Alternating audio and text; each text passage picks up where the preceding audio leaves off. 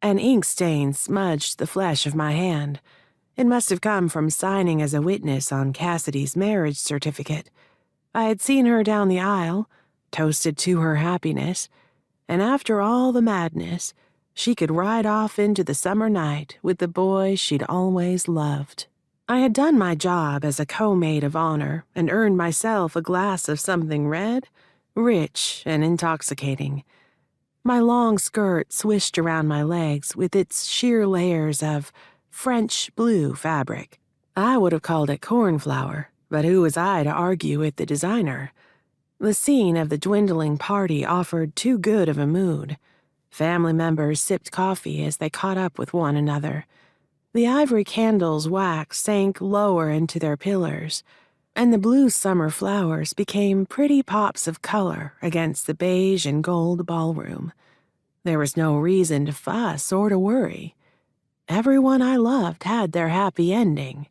Heading to the bar, I ordered myself a faintly chilled glass of Pinot Noir. The dark cherry notes hit my tongue before the smell of something like chicory coffee hit my nose. It smelled like something to go with chocolate desserts or a Mexican mole dish. "Can I see that bottle?" I asked the bartender.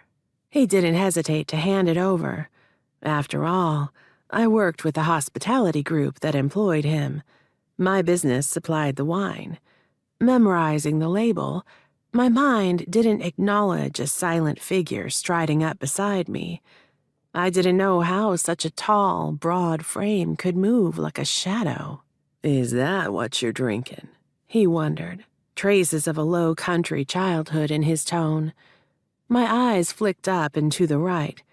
Owen Braun's green gaze flickered with curiosity. His chiseled features remained composed. He gave away nothing. "For now," I agreed. "I'll probably have something else later." A smile twitched at the corner of his mouth. "Let me get it for you, then." "It's an open bar."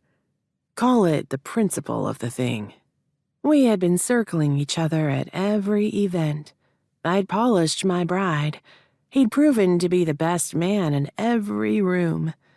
We were each caught up in responsibilities, but not anymore. For days, I'd wondered what it must be like to take one of those strong, tanned hands in mine. I imagined how it might be to hear his gentle southern baritone in my ear before our lips echoed everything we left in our passing glances. I dreamed it in the spaces between every breath and each careful heartbeat. My fantasies of Owen lived in all the places between time itself.